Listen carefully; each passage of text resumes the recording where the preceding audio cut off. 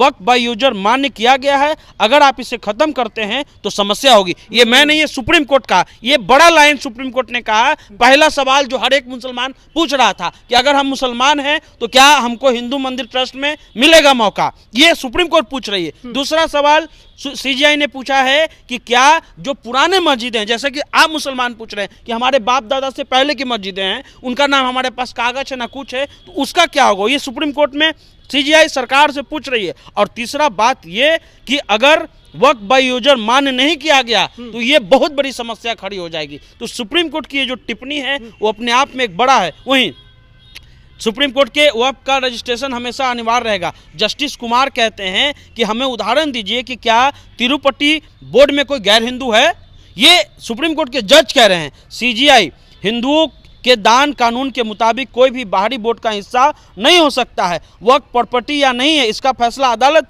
क्यों नहीं करने देते। वक्फ कानून को लेकर सुप्रीम कोर्ट में सुनवाई चल रही है, लेकिन अब तक जो मामला सामने आया है, जिस तरीके से बहस हुई है, उस पर चर्चा करेंगे। एक तरफ कपिल सिब्बल जो कि दूसरे तरफ से पक्षकार बने हैं, जो याचिकाकर्ता तमाम हैं उनके पक्षकार के तौर पर है। वही तुषार मेहता जो सरकार की तरफ से इस मामले पर पक्ष रख रहे हैं, और जो मुख्य चीफ जस्टिस हैं उनके बेंच पे ये मामला चल रहा है। सन्नी जी हमारे साथ हैं। अब तक क्या कुछ हुआ, कपिल सिब्बल क्या बोले, कोर्ट की तरफ से क्या बोला गया है, क्या क्या बातें हुई है? देखिए, कपिल सिब्बल ने जो मेन बात कहा कि भारत की जो 20 करोड़ आबादी है उसके आस्था को छीना जा रहा है, ये उन्होंने अपने तर्क में कहा सीजीआई के सामने। सीजीआई खन्ना खुद इस मसले को देख रहे हैं। लगभग 70 से ज़्यादा याचिकाएं लगाई गई थी और सीजीआई खन्ना पर ये बहस हो रही थी। एक तरफ से कपिल सिब्बल थे, अभिषेक मनु सिंघवी थे, तो वहीं सरकार के तरफ से जो हैं वो जो सॉलिसिटर जनरल तुषार मेहता है वो अपना बात कह रहे थे। जो कपिल सिब्बल ने कहा उसको सुनना चाहिए। हम उस प्रावधान को चुनौती देते हैं जिसमें कहा गया है कि केवल मुसलमान ही वक्फ बना सकते हैं। सरकार कैसे ये कह सकती है कि वे लोग ही वक्फ बना सकते हैं और जो पिछले 5 सालों से इस्लाम को मान सकते हैं। ऐसे में उन्होंने ये सवाल किया, सीजीआई के सामने सवाल रखा है कि राज्य ये कैसे तय करेगा कि कोई मुसलमान है या मुसलमान नहीं है। ये उनके जो आर्टिकल 26 है उसके सीधे खिलाफ है। ये कपिल सिब्बल ने तर्क दिया। कहने का मतलब ये था कोई भी वक्फ करते आया है तो आप ये कैसे तय कर सकते हैं कि कौन जो है वो वक्फ करेगा या नहीं करेगा। क्योंकि आपने देखा होगा कि लोकसभा में सदन में सरदारों ने भी कहा कि हम भी जो है अपनी संपत्ति को दिए हुए हैं। तो ऐसे में उसके अलावा अभिषेक मनु सिंघवी जो पक्षकार हैं उन्होंने कहा कि वक्फ कानून का पूरे भारत में असर होगा और याचिकाओं को उच्च न्यायालय में नहीं भेजना चाहिए।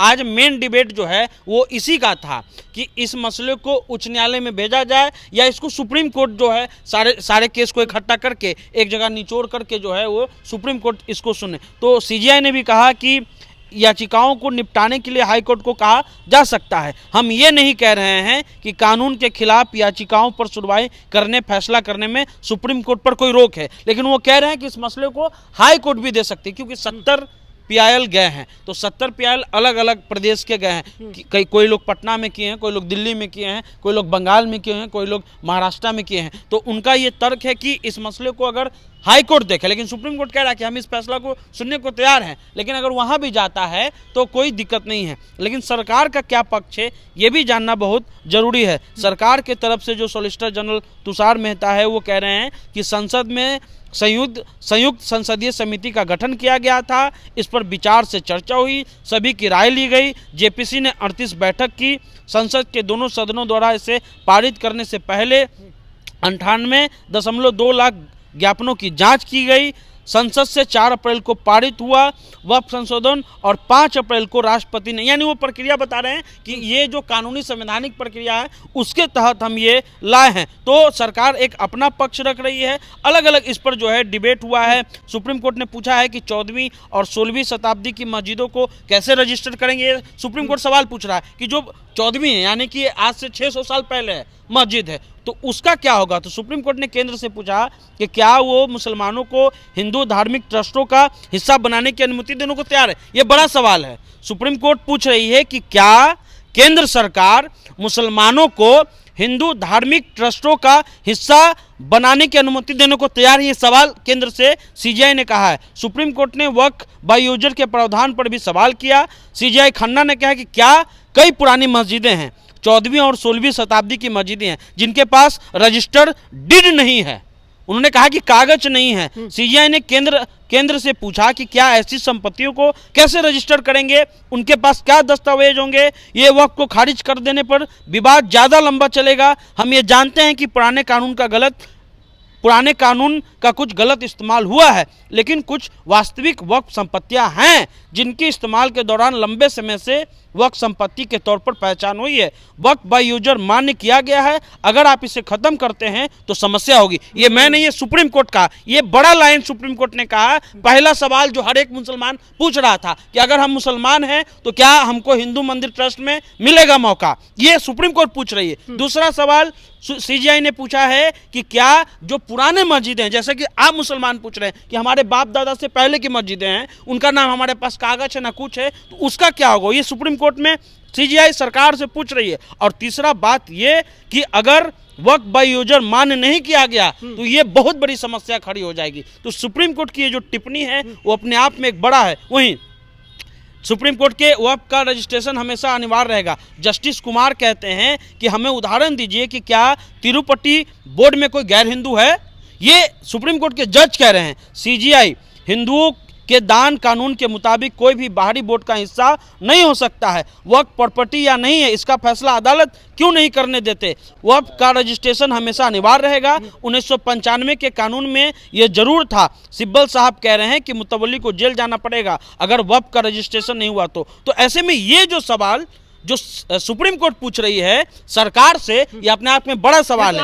ये आम मुसलमान सवाल पूछ रहा है। सुप्रीम कोर्ट के जज कह रहे हैं कि ये बताइए कि कोई तिरुपति जो मंदिर है उसमें कोई गैर हिंदू है, ये सुप्रीम कोर्ट पूछ रहा है। और इसी पे सबसे बड़ा सवाल है कि जो आम मुसलमान सवाल पूछ रहे हैं कि हमारा पुराना मस्जिद है, 600 साल पहले का मस्जिद है, उसका कागज हम कहाँ से लाएंगे। सुप्रीम कोर्ट भी ये केंद्र से पूछ रहा है कि इसका आप क्या करिएगा, ये बताइए। वहीं हिंदू एक्ट कहेगा कि चैरिटेबल ट्रस्ट की देखरेख हिंदू करेगा। और भी बड़ी टिप्पणी जो है उन्होंने सीजीआई खन्ना ने किया है। लेकिन ये जो तर्क जो सुप्रीम कोर्ट शायद पूछ रही है वो तर्क विपक्ष भी पूछ रहा था, वो तर्क जो बुद्धिजीवी लोग हैं वो भी पूछ रहे हैं और मुसलमान भी पूछ रहे हैं और संविधान की जो आर्टिकल हैं वो भी पूछ रहे हैं। और ये सवाल अपने आप में एक बड़ा सवाल, यानी एक तरह से ये जो सवाल जिसको केंद्र सरकार अनदेखा कर रही थी, मोदी जी अनदेखा कर रहे थे, अब सुप्रीम कोर्ट जो है वो पूछ रही है। अब सरकार को जवाब देना पड़ेगा। अभी इस मामले का पूरा निचोड़ ये है कि इस मसले को कहा गया था कि इसको हाई कोर्ट में देखा जाए या सुप्रीम कोर्ट में देखा जाए। सीजीआई ने कहा है कि हम इसको हाई कोर्ट में देख सकते हैं, लेकिन आप हमारे पास आने के लिए स्वतंत्र है। तो एक तरह से एक बड़ी राहत हम इसको कह सकते हैं उस सवाल को लेकर के जो सीजीआई ने उठाए हैं। ये पहले स्टेप में ही सवाल कई खड़े हो गए सरकार के इस कानून के खिलाफ। तो क्या लग रहा है कि जिस वजह से कोर्ट में गया है कि ये संवैधानिक अधिकारों का उल्लंघन नहीं करता हो, संविधान के दायरे में हो, इस पर किसको अभी तक आप देख रहे हैं कि कौन बढ़त में है, किसको नहीं ये मजबूती मिल रही है? अभी तक जो भी सीजीआई का जो टिप्पणी है उसके अनुसार मुसलमान का जो तर्क है वो मजबूत दिख रहा है। मुसलमान भी वही तर्क दे रहे हैं, वक्फ के मानने वाले लोग या उनको समझने वाले लोग भी यही तर्क दे रहे थे और सीजीआई भी यही तर्क दे रहे हैं। सीजीआई सरकार से केंद्र मोदी जी से पूछ रहे हैं कि आप बताइए कि कितने आप ये अनुमति देते हैं कि गैर हिंदू जो मंदिरें हैं उसमें आप गैर हिंदू को रखिएगा। ये हम नहीं, ये सीजीआई पूछ रहे हैं, केंद्र सरकार से पूछ रही है कि जो 1400 ईस्वी का मस्जिद है उसका क्या होगा, ये सरकार से सीजीआई पूछ रहे हैं। तो ये जो सवाल है जो आम मुसलमान पूछ रहे थे,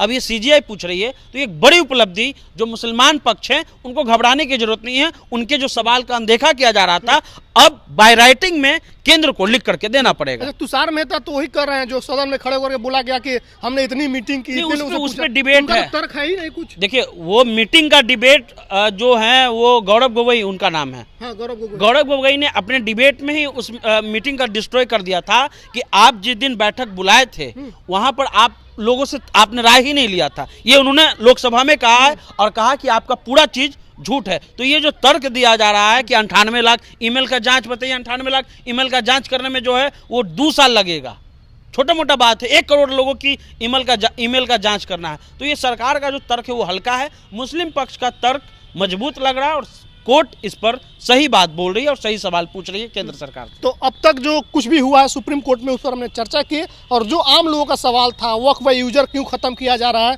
या फिर मुस्लिम का जो ये वक्फ है इसमें हिंदुओं को शामिल क्यों किया जा रहा है, इसके अलावा सवाल थे कि जो पुराने मस्जिदें हैं जो आज़ादी के समय या उसके पहले से जो मस्जिदें हैं उनके पेपर हम लोगों के पास नहीं है, तो फिर उसका क्या होगा। तो इस पर CGM ने भी पूछा है सवाल, सरकार CGI ने भी इस पर सवाल पूछे हैं। तो अब इसका जवाब सरकार क्या देती है, शाम तक क्या कुछ निचोड़ आता है उस पर भी चर्चा करेंगे, और ये क्या सुप्रीम कोर्ट में ही इस मसले को सुना जाएगा या फिर हाई कोर्ट शिफ्ट किया जाएगा, शाम तक जो भी अपडेट आएंगे आपको बताएंगे। फिलहाल ये खबर है कि अब तक जो पक्ष रखे गए हैं कपिल सिब्बल की तरफ से और जो सवाल पूछे गए हैं CGI की तरफ से वो सरकार के खिलाफ जाते हुए दिख रहे हैं। वीडियो पर आपकी क्या प्रतिक्रिया कमेंट करके बताइएगा। बहुत बहुत धन्यवाद।